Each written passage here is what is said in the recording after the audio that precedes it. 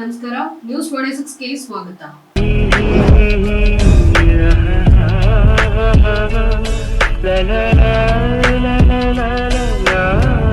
ನಮಸ್ಕಾರ, ನ್ಯೂಸ್ 26 ಚಾನಲ್ಗೆ ತಮ್ಮೆಲ್ಲರಿಗೂ ಸ್ವಾಗತ. ನಾನು ಸುನೀತಾ ಶ್ರೀನಿವಾಸ್. ಇವತ್ತು ನಮ್ಮ ಜೊತೆ ಇದ್ದಾರೆ ಖ್ಯಾತ ನಟಿ, ತುಂಬಾ ಸೀನಿಯರ್ ಆರ್ಟಿಸ್ಟ್ ಜಯಲಕ್ಷ್ಮಿ ಮ್ಯಾಮ್ ಅವರು. ಬನ್ನಿ ಅವ್ರನ್ನ ಮಾತಾಡ್ಸ್ತಾ ಹೋಗೋಣ. ನಮಸ್ತೆ ಮ್ಯಾಮ್.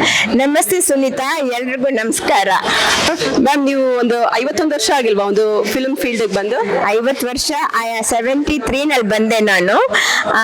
ಇವಾಗ 2024 ಆಯ್ತು, 51 ವರ್ಷ ಆಯ್ತು. ಅಂದ್ರೆ ಸ್ಕೂಲ್ನಲ್ಲಿ ಇರುವಾಗಲೇ ನಾನೊಂದು ಕನ್ನಡ ಪಿಕ್ಚರ್ನಲ್ಲಿ ಆಕ್ಟ್ ಮಾಡಿದ್ದೀನಿ, ಅಮರ ಭಾರತಿ ಅಂತ ಹೇಳಿ ಒಂದು ಪಿಕ್ಚರ್, ಪುಟ್ಟ ಪಾತ್ರ.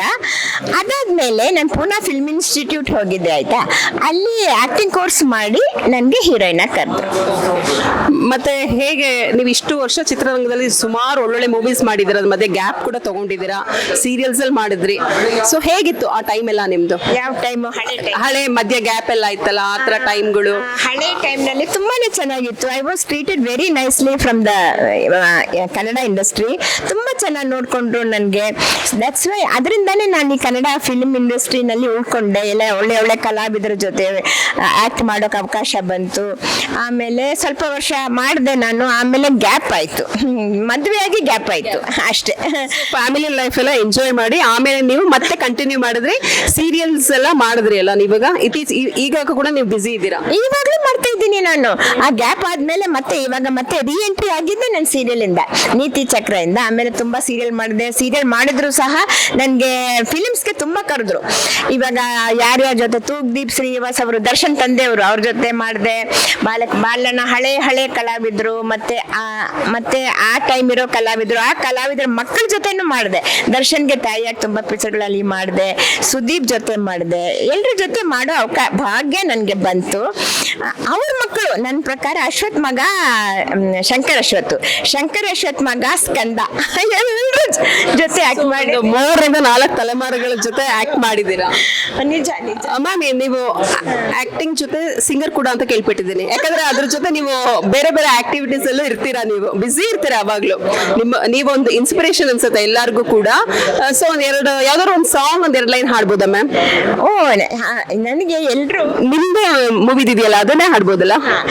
ಸುನೀತಾ, ನಾನು ಯಾವಾಗ್ಲೂ ಮೂವೀಸ್ ಮಾತ್ರ ಅಲ್ಲ, ಬರೀ ಮೂವೀಸ್ ಮಾಡ್ಬೇಕು ಅಂತ ಏನಿಲ್ಲ. ನನಗೆ ಮೂವೀಸ್ ಮಾಡುವಾಗ ಮೂವೀಸ್ ಮಾಡ್ತಾ ಇದ್ದೆ. ಆಮೇಲೆ ಫ್ಯಾಮಿಲಿ ಲೈಫ್ ಹೋಗುವಾಗ ಅಲ್ಲಿ ಏನೇನೊಬ್ರು ಲೇಡಿ ಎಂತೆಲ್ಲ ಕೆಲಸ ಮಾಡ್ತಾರೆ, ಎಷ್ಟೆಲ್ಲ ಕಷ್ಟಪಡ್ತಾರೆ. ಅದು ದೊಡ್ಡ ಕೆಲಸ, ಮನೆ ಕೆಲಸ ಇಸ್ ದೊಡ್ಡ ಕೆಲಸ. ಅವ್ರಿಗೆಲ್ಲ ಹ್ಯಾಟ್ಸ್ ಆಫ್ ಹೇಳ್ತಾ ಇದ್ದೀನಿ ನಾನು. ಆಮೇಲೆ ಆ ಕೆಲಸ ಮಾಡ್ಕೊಂಡು ಬಂದೆ. ಆಮೇಲೆ ರೀ ಎಂಟ್ರಿ ಆದ್ಮೇಲೆ ಮತ್ತೆ ಸೀರಿಯಲ್ ಅದು ಇದು ಎಲ್ಲ ಮಾಡಿ ಸಿಂಗಿಂಗು ಸೇರಿದೆ ನಾನು. ಲಾಕ್ಡೌನ್ ನಲ್ಲಿ ನಮ್ಗೆ ಶೂಟಿಂಗ್ ಇಲ್ಲ, ಏನೂ ಇಲ್ಲ. ಲಾಕ್ಡೌನ್ ನಲ್ಲಿ ಮನೇಲಿ ಕೂತ್ಕೋಬೇಕು. ಅವಾಗ ಏನ್ ಮಾಡೋದು, ನಾವು ಹೊರಗಡೆ ಹೋಗೋಕ್ಕಾಗಲ್ಲ. ಸೊ ಮನೇಲಿ ಕೂತ್ಕೊಂಡು ನಾನು ಹೀಗೆ, ನಮ್ಗೆ ಏನು ದೇವ್ರ ದಯ ಅಂತ ಹೇಳ್ಬೋದು ಸುನೀತಾ. ನಮ್ಗೆ ಲಾಕ್ಡೌನ್ ನಲ್ಲಿ ಇದು ಝೂಮ್ ನಲ್ಲಿ ಸಿಂಗಿಂಗ್ ಪ್ರೋಗ್ರಾಮ್ಸ್ ಬಂತು. ಅಲ್ಲಿಂದ ನನ್ನ ಸಿಂಗಿಂಗ್ ಶುರು ಆಯ್ತು. ನಿಜ ಹೇಳ್ಬೇಕು ಅಂತ ಐ ಹ್ಯಾಡ್ ದ ಆಪ್ಟಿಟ್ಯೂಡ್. ಮೊದಲಿಂದ ನನಗೆ ಹಾಡೋದು ಇಷ್ಟ ಇತ್ತು, ಆದ್ರೆ ಐ ಹ್ಯಾಡ್ ಕಂಪ್ಲೀಟ್ಲಿ ಸ್ಟಾಪ್ಡ್. ಅಲ್ಲ, ಲಾಕ್ಡೌನ್ ಅಲ್ಲಿ ಎಷ್ಟೋ ಜನ ಡಿಪ್ರೆಷನ್ ಹೋದವರು ಇದ್ದಾರೆ. ನೀವು ನೋಡಿದ್ರೆ ಅಲ್ಲ, ನಿಮ್ಮನ್ನ ನೋಡಿ ಖಂಡಿತ ಕಲ್ತ್ಕೋಬೇಕು. ನಿಜ, ಡಿಪ್ರೆಷನ್ ಅಂತ ನನಗೆ, ಯಾಕೆಂದ್ರೆ ನಾನು I keep on doing something, so depression doesn't happen. When you start, we should learn always in life.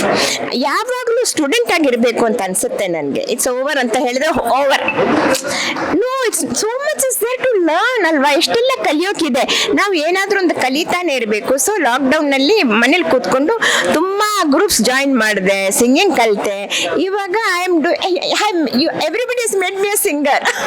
ಈಗ ಅದಕ್ಕೆ ನಾವು ಎಲ್ಲರೂ ಕಾಯ್ತಾ ಇದ್ರೆ 2 ಲೈನ್ ಆದ್ರೂ ನಿಮ್ಮ ಮೂವಿದೆ ಹಾಡಿ ಮ್ಯಾಮ್. ನನ್ನ ಮೂವಿದೆ ಹಾಡ್ತೀನಿ. ಎಲ್ರಿಗೂ ನಿನ್ನ ನೀನು ಹಾಡು ತುಂಬಾ ಪರಿಚಯ ನಂದು. ಅದೇ ಒಂದು 2 ಲೈನ್ ಮಾತ್ರ ಹಾಡ್ತೇನೆ.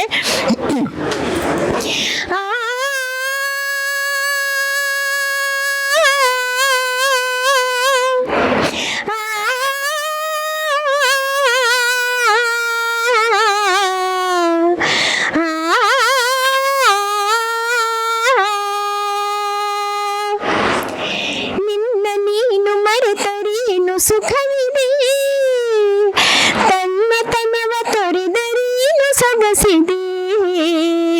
ನಿನ್ನ ನೀನು ಮರೆತರೇನು ಸುಖವಿದೆ, ತನ್ನತನವ ತೊರೆದರೇನು ಸೊಗಸಿದೆ.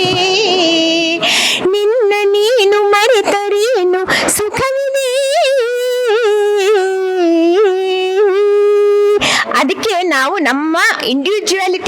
ಎಲ್ರಿಗೂ ಒಂದೊಂದು ಇಂಡಿವಿಜುವಾಲಿಟಿ ಅದನ್ನ ಕಳ್ಕೊಬೇಡಿ. ನಾವಾಗೇ ಇರೋಣ, ನಾವಾಗೇ ಬೆಳೆಯೋಣ. ಸೂಪರ್ ಆಗಿತ್ತು ಮ್ಯಾಮ್, ವಾಯ್ಸ್ ಏನ್ ಸೂಪರ್ ಆಗಿದೆ ನಿಮ್ದು, ಸೊ ಸ್ವೀಟ್ ಮ್ಯಾಮ್. ನಮ್ಮ ಜೊತೆ ನ್ಯೂಸ್ 26ಗೆ ಇಷ್ಟೊತ್ತು ಮಾತಾಡೋದಕ್ಕೆ thank you so much. Thank you Sunita, ನನಗೆ ಈ ಅವಕಾಶ ಕೊಟ್ಟಿದ್ದಕ್ಕೆ ಥ್ಯಾಂಕ್ ಯು. ಇದಾಗಿತ್ತು ಲೇಟೆಸ್ಟ್ ಅಪ್ಡೇಟ್ಸ್. ಇನ್ನಷ್ಟು ಸುದ್ದಿಗಾಗಿ ನೋಡ್ತಾ ಇರಿ ನ್ಯೂಸ್ 26 ಕನ್ನಡ. ನಾವು ನಿಮ್ಮೊಂದಿಗೆ.